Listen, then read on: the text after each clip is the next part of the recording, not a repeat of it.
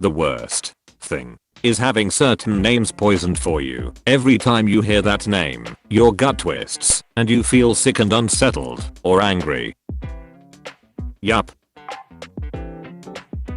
I don't think people realize how many service industry workers will continue going to work, cooking and serving your food, cleaning your houses, and selling you respirators with flu-like symptoms because they don't have paid sick days. Even companies that do offer sick days, best I ever had was 3. So, you're allowed to get sick once a year, unless your kid got sick and you had to use your days in January. Ask anyone who's worked in a bar or waited tables what happens when someone gets sick. The answer won't be, they went home. We called it bar flu because everyone had it and passed it back and forth for a month. Even the companies that do offer sick days usually doesn't kick in for your first 30 to 90 days. I'm sure it'll be fine though. One thing that's always true about the service industry is super low turnover. It's bad enough that you're not paid enough to survive at most of these jobs and can't afford a day off. I pulled shifts as a barista with walking pneumonia because if I called in sick, I'd be fired. That's normal. That's the fucking service industry. So, fingers crossed, I guess. You work in an office and someone comes in sick. Everyone's mad at that hole. I'm guessing. I've seen the tweets. I'm not familiar with that culture. I've always worked in the culture where working sick was praised and calling out meant you were a weak sack of sh. Call out, even if they don't can you right there. They will make sure you know exactly how bad you're fucking everyone over. Come to work and spread strep throat, flu, or, you know, some virus going around. You're a team player. Might even get a 10-cent raise next quarter. This is every restaurant, every grocery store, every big box store, every cable company, plumbing company, home healthcare, maid service, hotel, delivery service, coffee shop, oil change shop, just about every hourly job in the country. These 2 replies punched me in the face. I've never thought about it from this perspective. Imagine how many lives our government endangers just cause they hate poor people. They start training you young too. That's why schools have perfect attendance awards.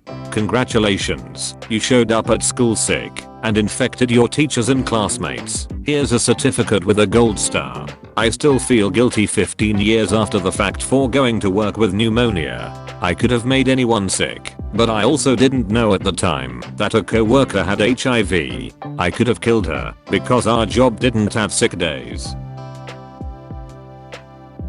How millennials killed mayonnaise. The inexorable rise of identity condiments has led to hard times for the most American of foodstuffs. And that's a shame. By Sandy Hingston. My son Jake, who's 25, eats mayo. He's a practical young man who works in computers and adores macaroni salad. He's a good son. I also have a daughter. She was a women's and gender studies major in college. Naturally, she loathes mayonnaise. What the F is this article? My mind is tearing itself apart at the Freudian symbolism at play here. Sandy, honey, your deviled egg sucks.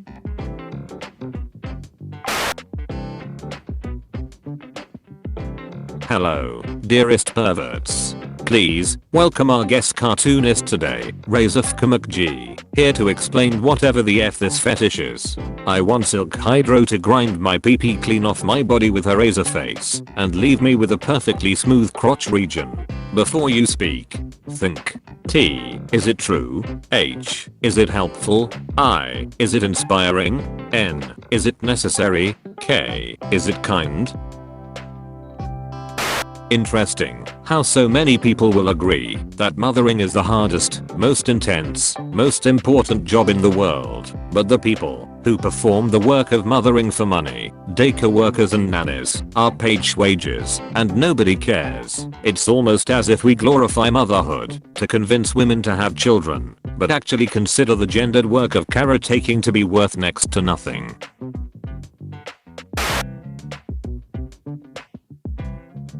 Riverdale 15-year-olds versus actual 15-year-olds. Is this a spot the pedophile media creators game? English. Coconut oil. French. English. Oh boy. French. Oil of the nut of the cocoa. I'm crying. English. 99. French. English. Oh no. French. 42010-9. English. Potato. French. English. Oh geez. French. Apple of the earth. French. Papillon. English. French. Don't. English. Buramouche. French. Pamplemousse. English. French. Please no. English. Raisin fruit. English. Squirrel. German. English. Oh dear. German. Oh croissant. English. Helicopter. German. English. Oh. German. Lifting screwdriver. English. Toes. Spanish. English. No, don't. Spanish. Fingers of the feet. English. Bowl. Spanish. English. Oh lordy. Spanish. Seat plate. English. Car. Polish. English. I changed my mind. Polish. That which walks by itself. French. Coccinelle. UK English. Ladybird. American English. Ladybug. French. Weird. Dutch. French. What? Dutch. The good Lord's little animal. French. Okay. Irish. Polish and Russian. Giggling. French. Just tell me. Irish. Polish and Russian. God small cow. It's back. German. Mary's beetle. English. Ankle. Japanese. English. Lies down for an eternal sleep. Japanese. Foot neck. It got better. It got better. My foot neck is sore. More. Hey, who wants to see the best frame from the original Spider-Man movie? It simply tickles me pink how after tens of millions of years, crocodiles still refuse to learn how to chew in favor of slam dunking the butt-fucking brains out of everything. If it ain't broke, it soon will be. Sorry, is that crocodile wielding a smaller crocodile? Everyone who died at the Battle of Hogwarts missed All-Star by Smash Mouth's release 2 days later. It's so tragic. They still had so much to do, so much to see.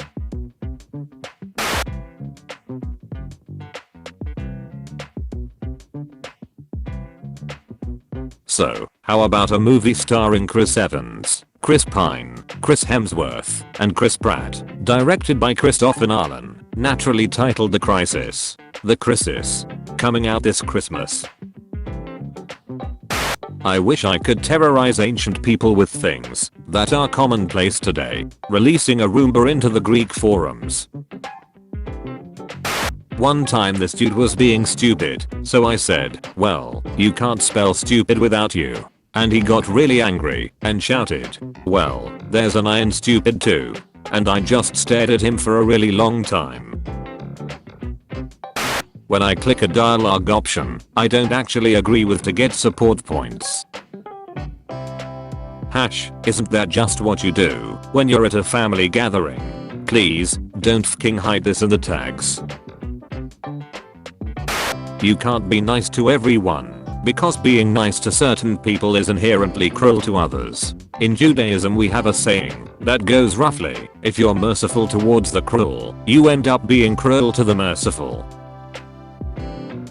What if every god in every religion exists? Like Egyptian, Hindu, and Greek gods are like are all chillin' on some clouds. And since every deity has something to control in the mortal world, they get into fights on hostilities to do the job, since there's more than one. Helios, it's my turn to rise the sun. Rap, for the last fking time, you did it last week. Disney, what are you waiting for? A dimension-hopping sci-fi series with a running gag, whereby the Shrek franchise is exactly the same in every possible universe, up to the limits of the available media technology. A universe where humanity never advanced beyond an early medieval tech level. Troubadours sing the ballad of Shrek the Ogre. A universe where humanity was conquered by giant alien bugs in the 1950s. Freedom fighters paint Shrek's face on the sides of buildings to signify safe haven. The bugs see via vibrations and can't perceive the graffiti. A universe where the dominant species on Earth are sapient crystal formations that communicate via psychic emanations. Somehow, Shrek is there. Multiverses of layers. Shrek is love. Shrek is life, and life finds a way.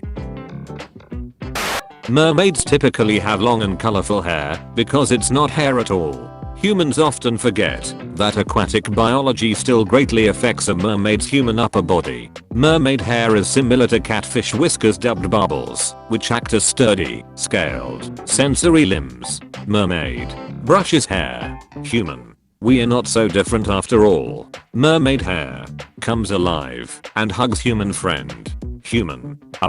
Iconic C for a bit became a trend to scare away pesky mermaids. Mermaid seeing a bald pirate. Zero threat. Mermaid seeing a hairy, bearded pirate. If I get too close, their face tentacles will eat me. Most mermaids only grow short beards as not to scare baby mermaids. Longer beards look like the tentacled mouths of hungry squids and octopuses. Pirates use this innate fear to their advantage to protect themselves from mermaids, hence the iconic beards and hat. I like how this is presented as factual information, because it is. Two computer science professors have designed a piece of digital armor, a bracelet of silence, that will jam any other microphones in the vicinity from listening in on the wearer's conversations. Activate this bracelet of silence, and Alexa can't eavesdrop. Guessing it uses ultrasound? Ultrasonic background noise. Yes. That's what I'd use. The real question is whether they're gonna hold the patent close to their chest so they can sell it, or if they'll open the patent so home gamers can take a crack at building their own. They've already put the code and 3D printing models up on GitHub. God bless them. Heroes. I hate Monopoly. It is like some old white guy was sitting around and then thought to himself, what if we could make capitalism fun? Well, you tried and you failed. Dipsh. Wikipedia. History of the board game Monopoly. It was actually created by a Georgist to illustrate the principle that rent makes landlords richer and tenants poorer. She designed it to be incredibly not fun, to show that if you don't own property, you experience an inevitable foreseeable slow dwindling of your resources until you eventually go bankrupt. She figured that through Monopoly people would be so bored and frustrated that they would understand how terrible the system of rent is. Then Parker Brothers patented it, mass-produced it, people bought it because people have terrible taste in games, and the original creator experienced an inevitable foreseeable slow dwindling of her resources until she died impoverished and obscure. Snaketail ring by Michelle Chang Jewelry. I love that instead of the Oberus eating his tail, this doofy snake is just holding his, like some kind of good boy. Me. I'm inspired. I want to write. My brain, immediately. I have never once even seen a sentence.